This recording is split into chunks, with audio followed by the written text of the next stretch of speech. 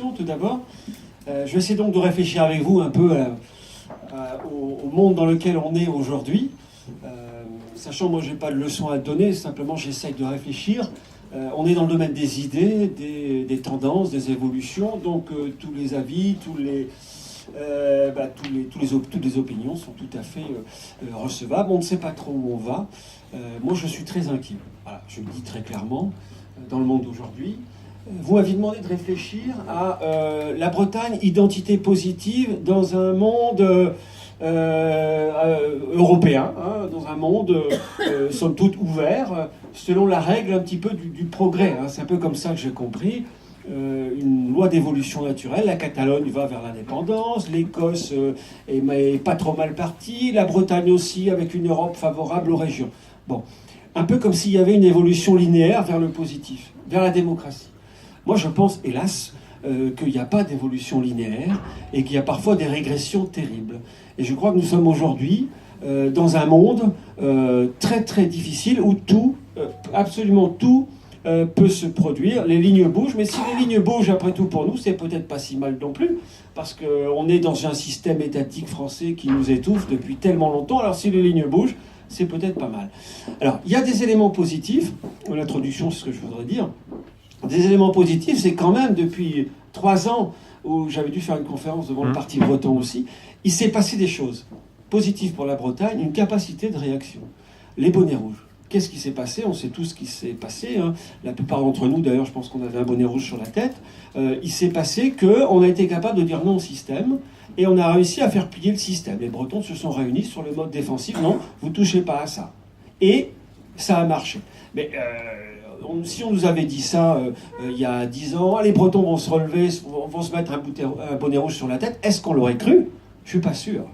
Donc il y a une force, une capacité, une force de vie, une capacité de résistance en Bretagne toujours, et c'est tout à fait important parce qu'un jour ou l'autre, eh bien à nouveau, peut-être que ça se reproduira.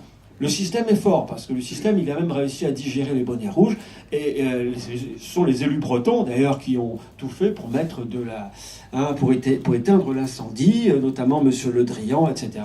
Les élus bretons, on sait où ils sont dans le système, ils ne sont pas favorables à l'émancipation de la Bretagne, on va dire les choses très clairement. Ils sont vraiment dans le système, puisque lorsque la Bretagne se lève et va vers l'émancipation, avec un message clair, les doléances, etc., hop, les élus bretons, ils ne sont pas là. Hein, ils sont pour le pacte d'avenir, qui ne valait rien dire. Même Paul Molac, il était favorable au pacte d'avenir. Donc voilà, faut être tout à fait conscient de ça. Bon. Et en même temps, des choses très négatives. Des choses très négatives parce que on est en pleine montée du souverainisme aujourd'hui.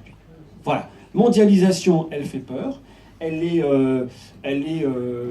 particulièrement déstabilisante, la mondialisation, hein, on ne sait pas trop où on va, est-ce que c'est une chance, pas une chance, la mondialisation, elle nous apporte évidemment une forme de croissance, plus de valeur ajoutée, aussi plus de richesse, mais il y a des déséquilibres terrifiants, des distorsions de concurrence, et le peuple souffre.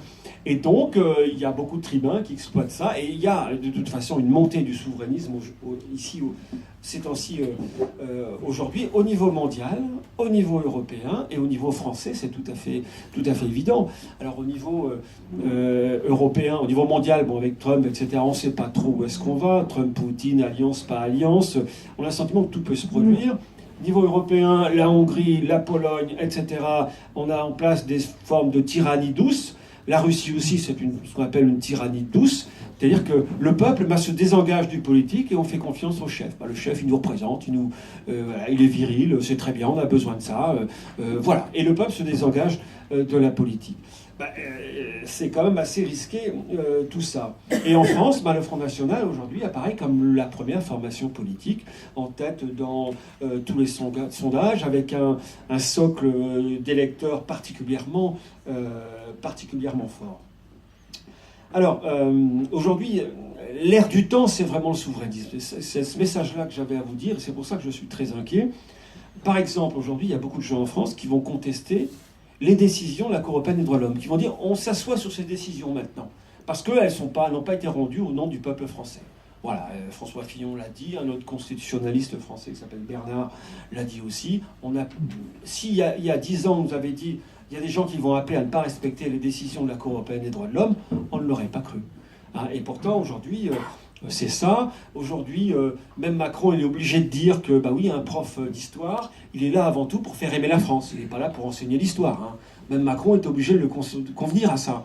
Donc voilà, on est en plein là-dedans parce que les gens ont peur et qu'on se raccroche à ce qu'il y a. Alors on pense que l'État-nation, les murs vont nous aider.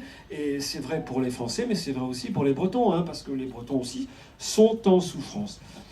Alors l'Europe, l'Europe, pour la première fois, maintenant on sait qu'on peut en sortir. Avant on ne savait pas. Maintenant les gens savent que effectivement il y a l'article 50, le Brexit, les Anglais partent. Donc l'Europe peut se défaire. Et pour nous, Bretons, on a longtemps cru à l'Europe, on y croit toujours comme